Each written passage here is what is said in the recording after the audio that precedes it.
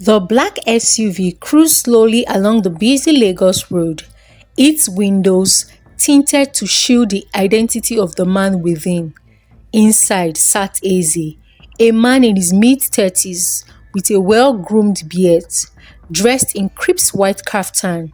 He was on his way to a business meeting in Victoria Island, his mind already racing through figures and projections. But just as his driver slowed down at a traffic light near the Obalende junction, something, or rather someone, caught Eze's attention. A frail woman, her clothes threadbare and dusty, stood by the roadside, holding a plastic bowl in her hands trembled as she extended it towards passing vehicles, hoping for a coin or two. Her face was sulking, her eyes weary from years of hardship. Most people ignored her, their windows rolled up, their gaze fixed her head. Eze leaned forward slightly, squinting. There was something familiar about her, something about the way she stood, the way she tilted her head, the sharpness of her voice as she muttered, "Abeg, help a poor widow." His heart skipped. Could it be? He quickly instructed the driver to pull over. "Oga, we are late oh," the driver protested, glancing at the dashboard clock. "Just stop, please, I mean now," Eze replied firmly. The SUV eased to the side of the road. Eze stepped out, the sound of his leather shoes hitting the pavement cutting through the noise of honking cars and shouting hawkers. He walked slowly towards the woman, his heart pounding. As he approached the woman turned slightly. Their eyes met. It was her, Mrs. Florence. The memory struck him like a lightning. His school uniform torn at the seams, the mocking laughters, her sharp voice cutting through the classroom. "Eze, you again? Always failing, always dirty. You think you will amount to anything in life? You are just wasting space in this classroom." The woman's face was older now and worn out, but it was unmistakably hers. She didn't recognize him. Not even a flicker of recognition crossed her face. She looked at him as she would any other stranger. "Good afternoon, ma," he said, his voice calm. "Good afternoon, sir. Abeg, help me. Anything. God bless you. Beg, just find me something," she said, her voice raspy. Without a word, Eze reached into his pockets and handed her a bundle of notes. She gasped, looking from the money to his face. "Ah, thank you, Oga. Thank you, God bless you. God go increase you." He gave a small nod, turned, and walked back to the SUV. As the door shut behind him and the car moved off, Eze stared out the window, his mind swelling. She didn't know him, but he could never forget her. Back in his office, Eze sat behind a large mahogany desk, staring at the skyline through the glass window. But he wasn't seeing the skyscrapers or the bustle below. He was seeing a dusty classroom in Nsukka, a much younger version of himself, hunched over a wooden desk, trying hard not to cry. Mrs. Florence had been his teacher in primary 6. Everyone feared her. She had a cane she called Satan's tail, and she used it without mercy. But it wasn't the cane that broke Eze. It was her words, her cruel words. "Even cockroach is better than you, Eze. At least cockroach knows how to run fast."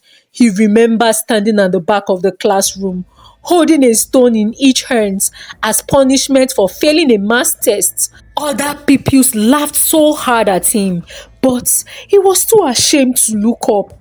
At home, things weren't better. His father was dead. His mother sold okpa by the roadside to make ends meet.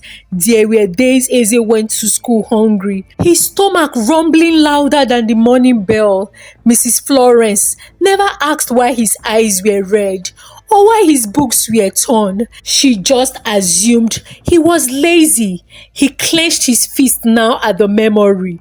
That woman by the roadside was the same one who tried to bury his spirit, and yet life had humbled her. Still, Instead of feeling triumphant, Eze felt unease. Why? She deserved her suffering, didn't she? For all the years she tormented him. But he knew the answer even before he asked. Eze has always wanted a revenge, but his heart wasn't built for one. Mrs. Florence sat on a broken bench outside a dilapidated kiosk, counting the money the stranger had given her.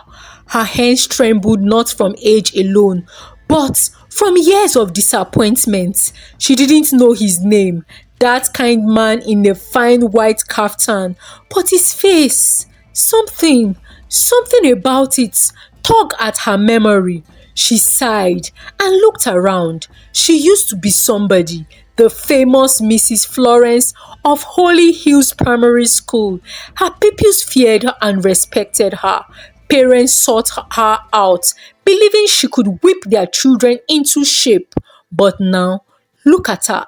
Just look at her, reduced to begging. She had been paid her pension, yet no house, no one to lean on.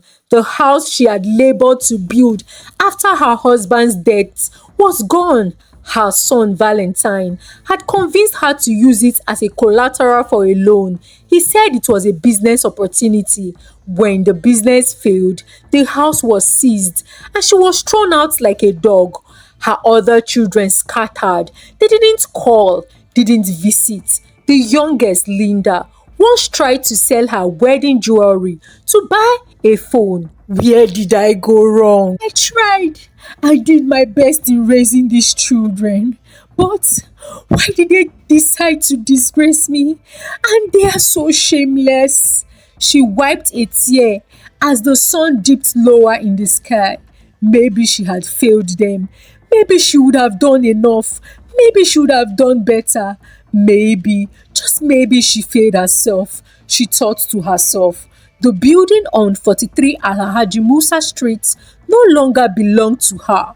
Mrs. Florence stood outside a tall black gate, staring at it as though her eyes could burn a hole through the metal. This was the house she built with 30 years of her sweat, her pension. Every cement block was paid for with nights of lesson planning and standing in classrooms. When the loan shark came and took it, she had begged, cried, even fell to her knees, but they had no pity. Valentine, her son, was nowhere to be found. He had vanished like a smoke, taking her dreams with him. She now slept under the bridge, near Anthony. Rats were her roommates. The cold was her blanket. That night, lying on a piece of cardboard, she wept silently. Her bones ached, and her heart ached more. Still, a part of her held on to hope. Maybe tomorrow she would see the stranger again. Maybe tomorrow she could ask for more. Maybe tomorrow God will send another helper her way. Just maybe. Meanwhile, Eze sat in his private lounge at home, sipping palm wine. Nedu, his assistant and longtime friend, noticed he was quieter than usual. "You dey okay?" Nedu asked. Eze nodded, then shook his head. "I saw someone today. Someone from my past." Nedu leaned forward. "Who?" "Mrs. Florence, my old primary school teacher. The one who made my life a living hell." Nedu's eyes widened. "You mean that wicked woman you used to talk about? The one wey say you no go make am for life? The one wey say you no go become anything?" "Yes, she's a beggar now. Broke. Homeless. She didn't even recognize me." Nedu whistled. "Chai! Nakama o! God don catch am." "I helped her," Eze said quietly. "You do wetin?" Nedu almost dropped his glass. "I gave her money, but I didn't tell her who I am." Nedu stared. "You are too soft, oh my guy. You deserve that suffering after all she did to you." "Maybe she does," Eze replied. "But what does that make me if I stand and watch?" Nedu didn't answer. That night, as Eze lay in bed, sleep refused to come. Images of his past and the present clashed like thunder, he finally made a decision. He would maybe help her. No, not because she asked, not because she deserved it, but because he could. Because he could. And that maybe would be enough to just help him get over his trauma, his years of trauma. Eze walked through his massive compound the next morning, the sun barely peeking over the horizon. His housekeeper greeted him cheerfully, but he barely noticed. Something gnawed at his chest, something unresolved. He found himself standing by the gate, hands in his pocket, eyes on the quiet streets beyond. He remembered the dusty compound of Holy Hills Primary School, the creaky decks, the scent of chalk, the sound of laughter, and the tears he fought to hide.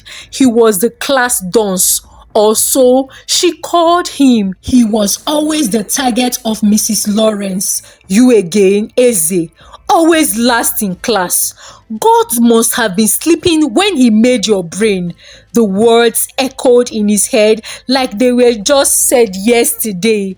Yet today, he was Eze Nwandinobi, CEO of Eze Tech Enterprise, owner of several properties in Lagos and Abuja, and speaker at a global tech conferences. And she was a beggar. He called Nedu, make arrangements. I want an apartment rented in Surulere, fully furnished. Nedu didn't ask questions. Okay, boss. It was time to confront the past, not with revenge, but with something deeper. By midday, Nedu had secured a modest 2-bedroom apartment in a quiet corner of Surulere. It was a clean, freshly painted and furnished with basic amenities. Nothing extravagant, but far better than the bridge where Mrs. Lawrence had been spending her nights. Eze drove himself that evening. It was something he rarely did, but he needed to see it for himself. The apartment, the woman, the scars. He found her in the same spot near Obalende Bridge, sitting by the roadside, plastic bowl in hand. When she saw him, her eyes lit up. Ah, my son, God bless you for yesterday. I have been praying you would come again. Eze nodded. Follow me. I have something for you. She hesitated for a second. Fear gripped her. Does he want to use her for ritual? Then she got up slowly. Her legs were stiff, her back hunched. He opened the door and helped her in. During the drive, she kept thanking him, her voice trembling. But deep inside, she was afraid. She had heard stories of rich men using people for ritual. Was this her end? She thought to herself, even if she wanted to die, but not for ritual purpose. When they alighted from the car, Mrs. Flores looked at Eze. Oga, abeg. All I need na money before. No kill me, abeg. I never ready to die now. Abeg, pity me. Eze looked at her. No, madam. That is not it. I am not going to use you for any ritual. If I have that intention, I know what to do. Her mind frozen. Hey, Ogana, abeg no kill me oh. But she followed him slowly. At the apartment, she looked around in disbelief. Here is your new place. You rent this place for me? Like for me? Yes, you can stay here. No rent. There's food in the kitchen, clothes in the wardrobe. You will be just fine. Tears filled her eyes. She knelt. God will bless you. God will embarrass you with blessing, my son.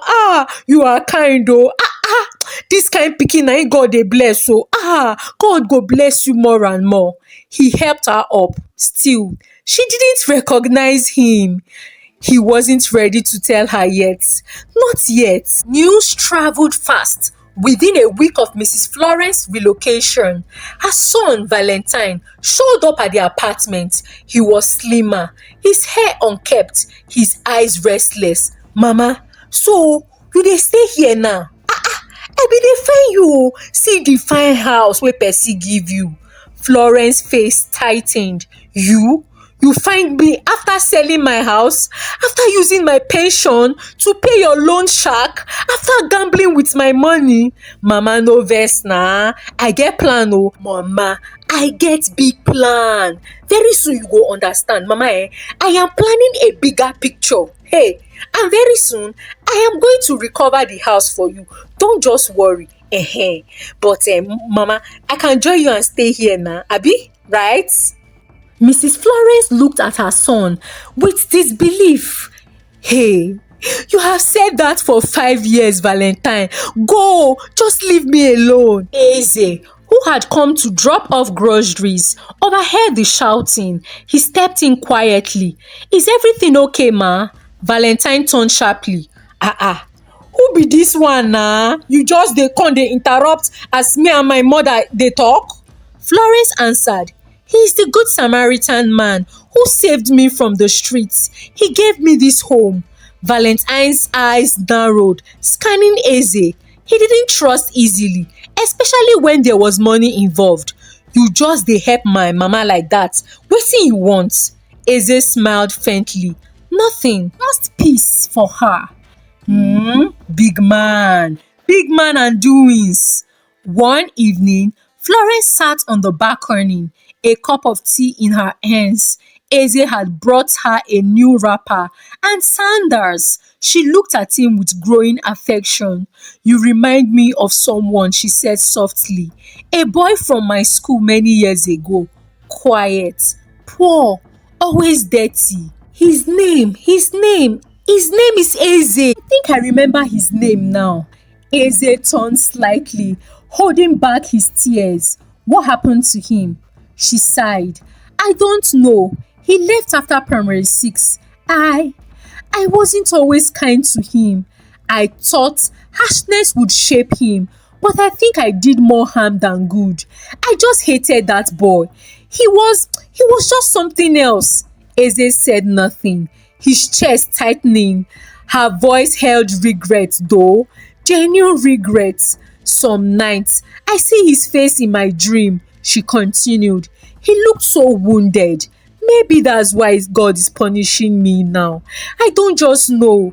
Eze looked at her and swallowed hard, trying to hide his emotion. God isn't punishing you, ma. Life is full of twists. She smiled sadly. Maybe. But if I see that boy today, I will just maybe apologize to him. That Sunday, Eze arrived with a small carton of groceries and a folder in hand. He had come to make things formal, to sign over the rent-free use of the apartment to her for the next 5 years.